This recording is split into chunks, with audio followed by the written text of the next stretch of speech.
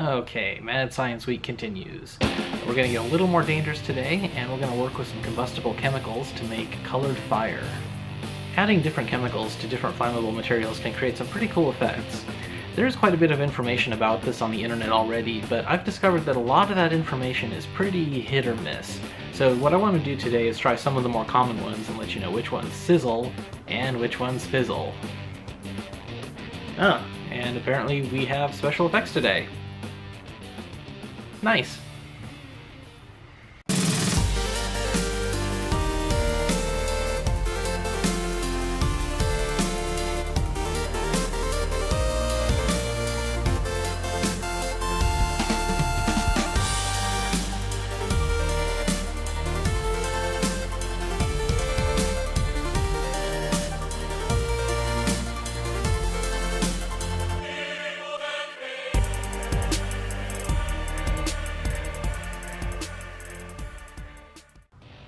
We'll be using methanol, also called methyl alcohol, as the basis for most of these colors because it's a fast and clean-burning fuel source.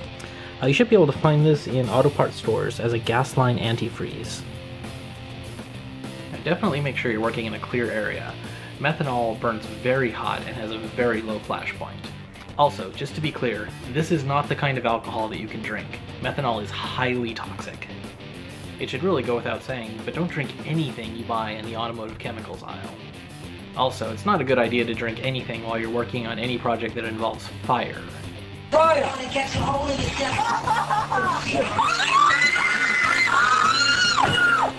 Now, unlike rubbing alcohol, which burns at a very low temperature, and which we'll be using in an upcoming video, methanol does burn very hot, so make sure you're doing this in a flame-resistant container, something like steel. Definitely no plastic. Here's a list of what we'll be working with today. Methyl alcohol, or methanol, regular table salt, or sodium chloride, salt substitute, which is potassium chloride, boric acid, and strontium chloride. And as always, I'll go into greater detail when we get to that point. Alcohol by itself burns with a nice blue color, so to start off simple, to make a nice blue flame, all you need to do is burn off some methanol. No additives needed.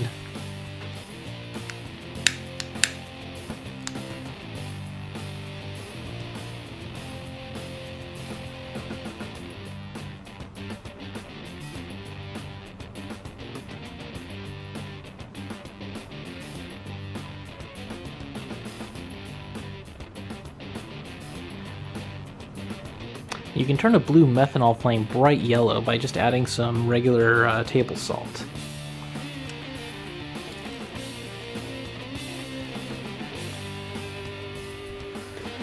Make sure to stir it up a little, it does tend to settle on the bottom. Now it's the sodium in the salt that burns with that bright yellow color.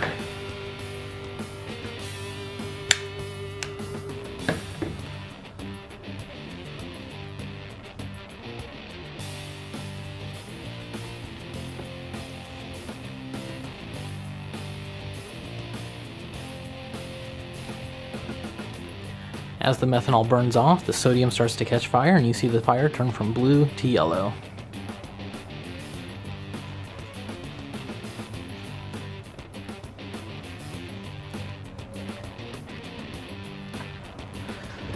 Now, frankly though, I find that a little bit anticlimactic.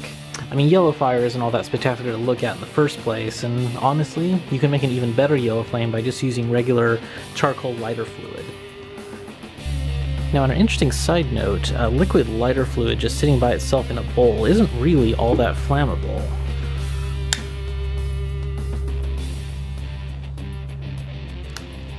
You need some sort of solid material to actually provide fuel for the fire. Now, I've got some sawdust here, but you can also use something from the kitchen, like, say, flour. Once that's in, we can compare the two.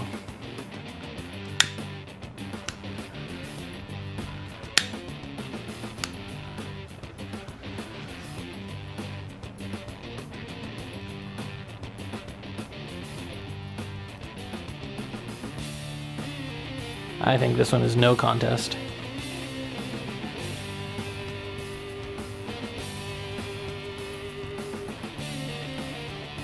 Now supposedly you can also make purple fire using salt substitute.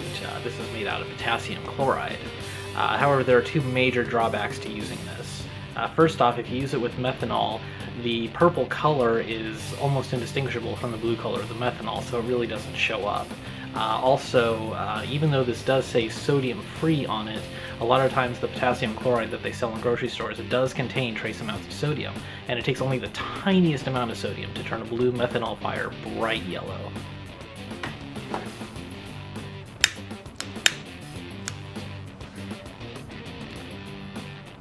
Now, as you can see, potassium chloride added to methanol does not turn it noticeably purple. In fact, when it does change the color at all, it usually just turns it a yellow color from those trace amounts of sodium.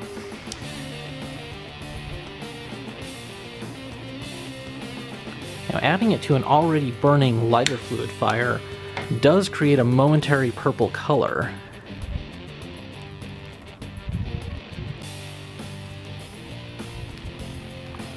But not enough to really drown out the bright yellow of the flame for any significant length of time. So I'm calling this potassium chloride a bit of a wash. Okay, now we're going to move on to strontium chloride, which is what they put in road flares to make those bright red flames. Now, I bought this from a scientific supply company because it's not something you're likely to have lying around your house, at least not in its pure form. So if this isn't a household chemical, why am I including it here?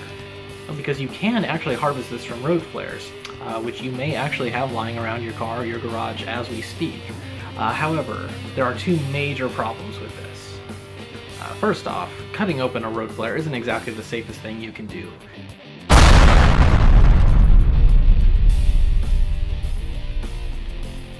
And you would be wise not to attempt it.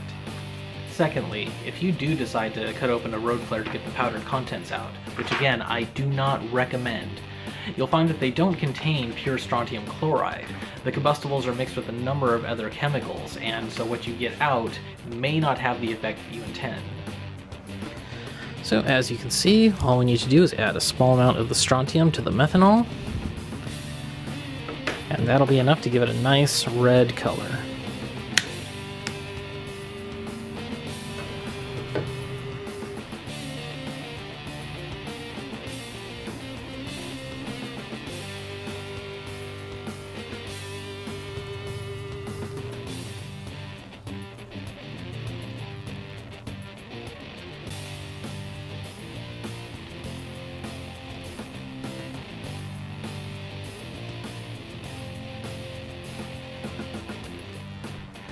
Okay, I've saved the best for last, which is the green fire. This is boric acid, which is commonly and cheaply sold as an insecticide, specifically as a roach poison and deterrent. Fortunately, this isn't very toxic to humans, at least not in the small amounts that we're going to be working with, but you'd still be advised to try not to breathe too much of this in. You don't need to panic or anything, just be careful. As with all the others, you're just going to add boric acid directly to the methanol. Give it a bit of a stir, and make some magic.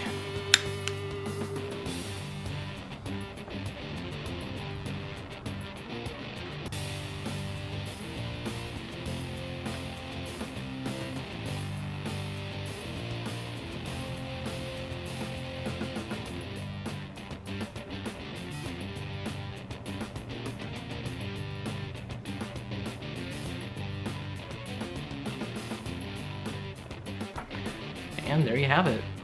The ability to make green fire, or red fire, or to turn a blue fire yellow in the blink of an eye is really a must-have skill for any aspiring mad scientist. But use this knowledge responsibly.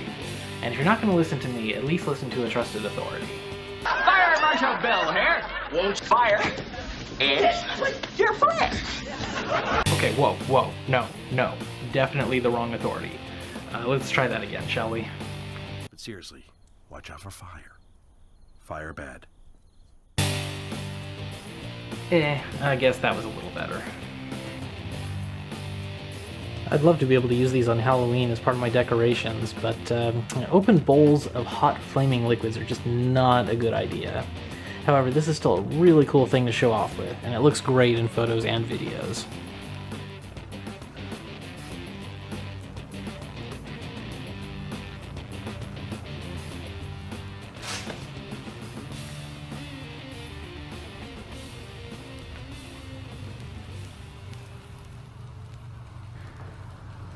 Alright, that was a fun one. And it's only hump day.